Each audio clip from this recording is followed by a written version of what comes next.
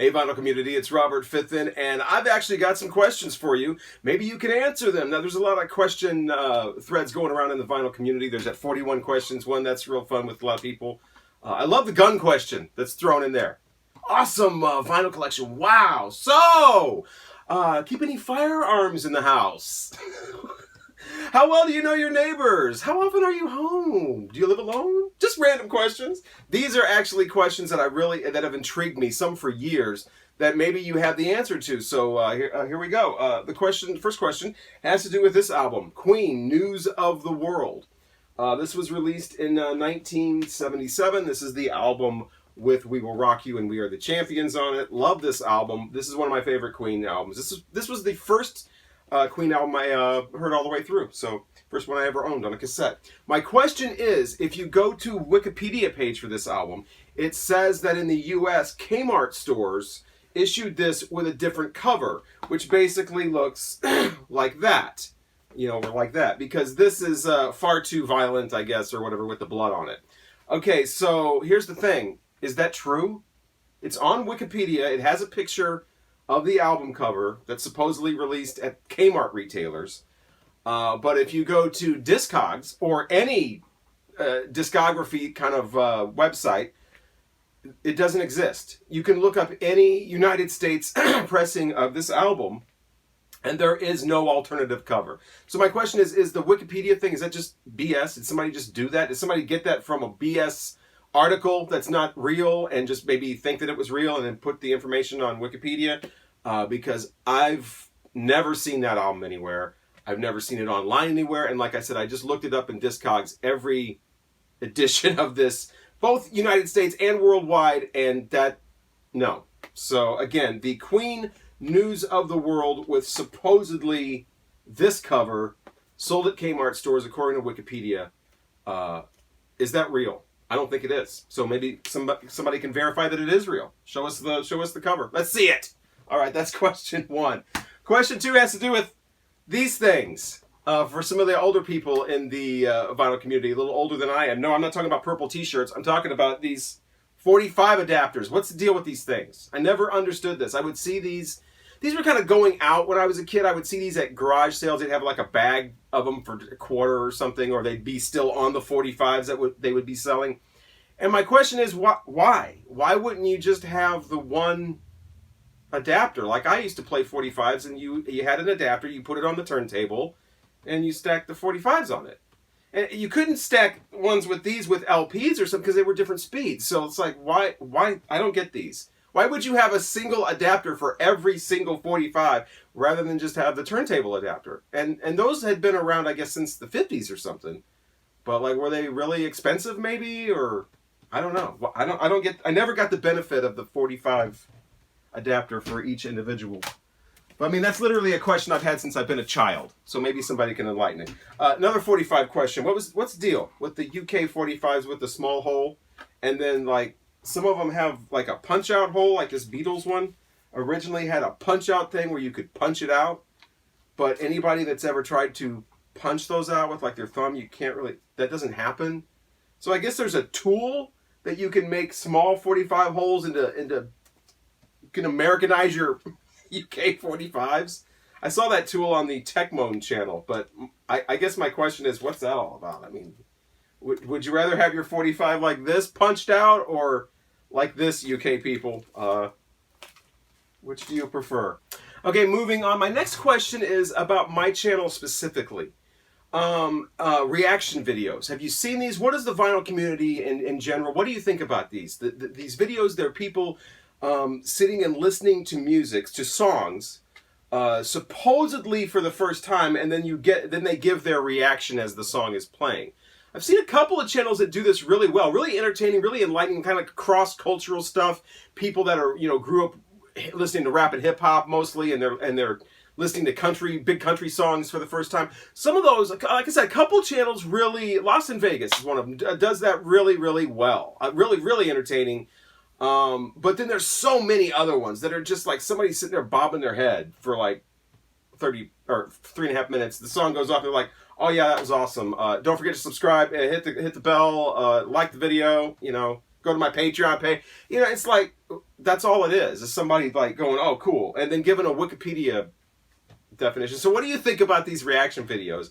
And because I was actually thinking about maybe doing a couple of them from the other perspective, like an older guy listening to something newer, because so many of these are young people listening to older music, and they're all listening to the same songs. So I don't know how they're reacting for the first time if everybody's doing Give Me Shelter and everybody's doing You've Lost That Love and Feeling and whatever. So, but anyway, some of them are just corny as hell. But reaction videos, what do you think about those? And would you like to see a couple of reaction videos from me on this channel? That's the real question. Or is that something that's just so, no, don't do a reaction video. I mean, which way do you go with that? And what should I react to? What are some songs that you would like to see a 47-year-old guy in the Midwest that usually listens to stuff from the 70s and 80s and 60s and some 90s thrown in? What should I react to? Okay, so that's the third question.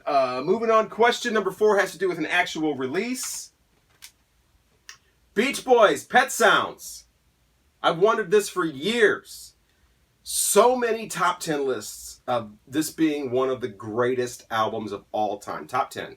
Rolling Stone has consistently called this the second greatest album of all time. All time. The Beach Boys' Pet Sounds, released in 1966 on Capitol Records.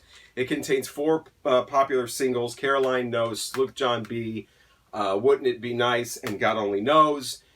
Bunch of love songs, couple songs that aren't. Mostly love songs, a lot of lush orchestration, but the second greatest album of all time? That's my question. Is this the second greatest album of all time? This is in a Rolling Stone book, the 500 greatest albums of all time. Like I said, it's on all kinds of other lists too, as far as being one of the top 10 or top 20 albums of all time. Beach Boys' Pet Sounds. Now, this came out, it looks like, in the early 2000s. And, you know, you've got all these great albums in here. Beach Boys' Pet Sounds at number 2. Of course, you know, you got Sgt. Pepper here at number 1. And then Revolver at number 3. So 1966, 67, a good year for somebody at Rolling Stone. But 500 greatest albums. So basically, let me just make sure I understand this, because I'm intrigued. I could be confused, but I just want to make sure I have this. This, the Beach Boys' Pet Sounds, is better than any album Bob Dylan ever put out. Better than any other Beatles album besides the Sgt. Pepper. Better than any Rolling Stones album. Better than any Van Halen album. It's not even rock and roll albums. It's greatest albums. So better than any Miles Davis album. Better than any John Coltrane album. Better than any Pink Floyd album, of course. Better than any, you go on and on. Any band except for Sgt. Pepper, the Beach Boys' Pet Sounds is better. Is that true? Is there a real person with like a heartbeat and blood and stuff that thinks that? Please comment and explain yourself. If you think that it won't even stay in my hand. If you think that is the second greatest album of all time, it's a decent album. I've listened to it about 10 times over a span of about 25 years, trying to understand how that could be the second best album of all time, and I don't get it. It's okay. A lot of lush strings, a lot of love songs. I've listened to it in stereo. I've listened to it in mono. I just listened to it in mono like 2 days ago, just to be sure. And yeah, it's okay. It's the Beach Boy. It doesn't even have good vibrations on it. Capitol didn't even want to release it. And my God, I was reading about it, and I agree with Mike Love. So I just stopped right there. I mean, with the Beach Boys' Pet Sounds, it's almost like, is it one of those instances where it's just like everybody's putting this on a top 10 list or whatever, so everybody thinks this should go on a top 10 list, so they put it on theirs. It's like Emperor Has No Clothes type thing. I mean, I'm not saying that Pet Sounds is like the Emperor Has No Clothes. It's more like the Emperor's got a nice polo shirt on and some decent pants. I mean, that's Pet Sounds by the Beach Boys. The thing, too, is the argument could be made, well, this is a very influential album. That's why. Well, these aren't the most influential. The list always says the best albums or the greatest albums, and it's never the most influential. And as far as influential, is it? I mean, this came out in 1966 when there was, from what I understand, there was so much going on that was breaking ground and being progressive and new sounds and things that would later influence people to start up bands, create their own sounds. A lot of that seemed like more in the garage rock kind of arena. There aren't a lot of albums that sound like this, that follow this, so I don't know how influential this is. A lot of orchestration, like I said, not a lot of drums at all, which is... I love the drums, so that's another reason I'm probably not fond of this album. But the percussion is handled by like what sounds like an upright bass pick, with really heavy bottom all the way through, with like I said, just this lush orchestration, the kind of stuff that Buddy Holly was trying to bring in right before he passed away back in the '50s. So I don't know how like groundbreaking and influential this album was anyway, even if that is the argument. But yeah, the Beach Boys. The story goes around, the Beatles heard it and went, "Oh, well, we gotta beat the Beach Boys' Pet Sounds." Mission accomplished, Beatles. I think you did it. You didn't really have to do it with Sgt. Pepper. You actually did it with the Beatles 6. I mean, forget Abbey Road, the White Album, Rubber Soul. The Beatles 6 is a better album than Pet Sounds. Prove me wrong. The Beatles 6. The Beatles Story is a better album than the Beach Boys' Pet Sounds. Beatles Story from November of 1964. It's the only Capitol Beatles album I don't have. I'm saving it until I'm 50 years old to get it. But it's an official Beatles album. Here's a fun fact I don't know if a lot of Beatles fans know. Check this out. The Beatles Story, released in November 1964 by Capitol Records. It was like a documentary 2-record set. It had song snippets and interviews and stuff like that. The guy that co-narrated it, this guy named Al Wyman. He was a newscaster in St. Louis for years and years, and that's why I know that name. So I was looking up old St. Louis newscasters, and I found out some stuff on him, and oh, wow, he's the guy that co-narrated the Beatles Story. I also found out that Al Wyman, before he worked in St. Louis as a newscaster, worked in Los Angeles. He was an investigative guy. His investigative team of reporters were the ones that found the bloody clothes that the Manson family threw off the bridge. If you've seen the movie Helter Skelter or read the book, you know that the LAPD tried looking for evidence. They couldn't find it, and this news crew goes out and actually finds the bloody clothes, kind of embarrasses the Los Angeles Police Department. It's all in the TV movie and whatever. Al Wyman was the guy. That was his investigation. He's the one that found the bloody clothes. So there's another Beatles Manson family connection I don't know if a lot of Beatles fans know about. The guy that co-narrated the Beatles Story is the guy that found the Manson family bloody clothes. Very bizarre. Again, guy named Al Wyman. Anyway, moving on. So another question I have has to do with like legitimacy in the vinyl community, because if you've seen my other videos, you probably know some of my background already, but just really quickly, I've been collecting records since the mid-early 90s, and by collecting I mean paying attention to first issues and looking for particular, things like that. I started getting records and playing records when I was like 2 years old in the 70s. I was playing records before I was doing anything else. I was, knowing what labels were on records before I could even read. Just something about music. All the other kids wanted toys and action figures and whatever. I just wanted records. I was a weird kid. And tapes. So my question is, how far back record collecting do you have to go before you're like legitimate? Because I've told all this on these videos, and I still see in the comments that I'm a newbie. And oh my God, you've only been collecting records since the 90s? Pff, kid, please. And not just like in a kidding way, in like a dismissal way. It's like, so my question is, I started off about 2.5 years out of the womb. So that would have been about 74, 75, playing on a little close and play. So how far back do you have to go before you're considered like legitimate, or, you're like acknowledged, okay, you're not a newbie anymore? But that would be my question to the people leaving comments that I'm a newbie. How far back do you have? Is it like almost like one of those like hippie things? Like now it's like never trust anybody under 60 or something? I mean, what? Come on. How far back do we have to go? I feel so bad sometimes for like the younger vinyl community people that are making videos. I can't even imagine what some of the comments they must be seeing are. It's ridiculous. Come on. If you love vinyl record collecting and we're all keeping the business going and the money in the, I mean, come on.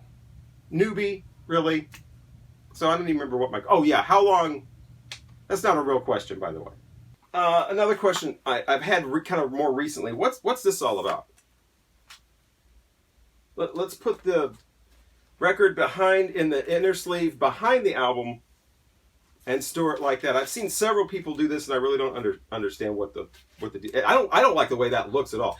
It looks a lot worse when it's like a plain paper sleeve and it's stuck in the back of a record like that. I know people ship used records like that. That's been going on for years, and that's so the record doesn't jump around and possibly damage the seam on the jacket. I get that, but I don't get storing records like this. Because if you're trying to protect like from ring wear, well then this is still up against whatever record's here. So I just don't like the way that looks at all. I'm a big aesthetic, like visual. I like the visual of records and playing records, but I don't like that at all. So why? And I don't think I'm alone, because I've seen audiophile video channels of these guys with these killer audio systems. Every album they have is by Mobile Sound Fidelity Lab, and they pull their records out of the sleeve. So again, you can do the real records. You can do whatever you want to with them. I just was curious as to why people store them like that. I looked it up and it says for protection. It's like, well, that's pretty vague. Protection from what? Record ninjas. Okay. Another question. Back to like the Pet Sounds in the actual release.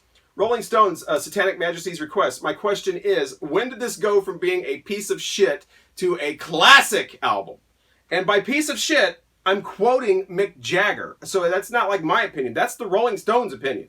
This was always, I remember, back as a teen and whatever, I was really into the Rolling Stones in my, 20s and whatever. This was always considered a folly. This was like the Rolling Stones album you didn't really want to have unless you had the collectible 3D cover that was always up on the wall in record stores. But, I mean, like, even myself, who I love the Rolling Stones, probably definitely in my top 3 bands of all time, but I don't even feel like I have to have anything more of this than the 1986 original CD release. So, which by the way looks like that.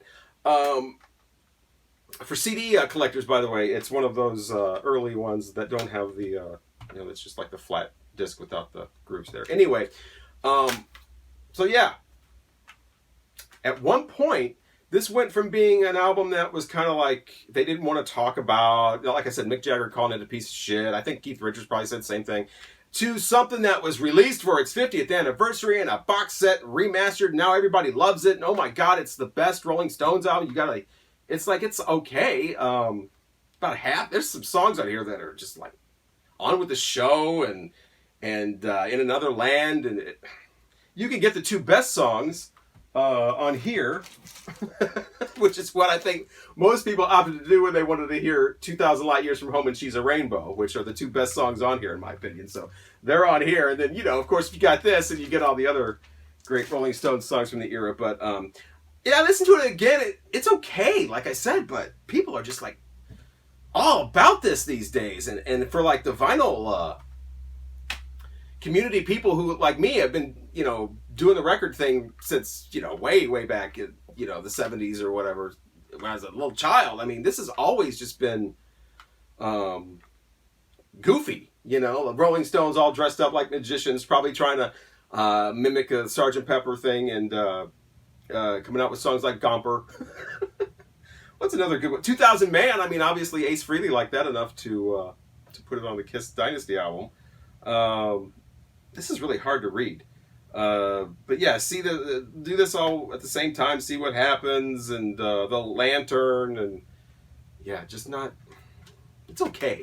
But then when you consider that stuff like Beggar's Banquet and Let It Bleed and Aftermath and Between the Buttons and all those great Rolling Stones albums kind of surround this one, I mean, this is just pales in comparison. So, okay, Al. You know what? Another album that's better than Pet Sounds. Anyway, but yeah, if you can answer any of those questions, please do so in the comments, because some of those, like I said, like the Queen thing is just intriguing. Like, is that just some nonsense that somebody put on Wikipedia? Because I don't think that exists. So any of those questions, please answer in the comments. Thank you so much again for watching. If you're a subscriber, thank you so much for subscribing. If you're not, please, I'll keep making the videos. You can see them quickly, when they come up in your subscriptions, because pretty much that's all I look at anymore is my subscriptions tab.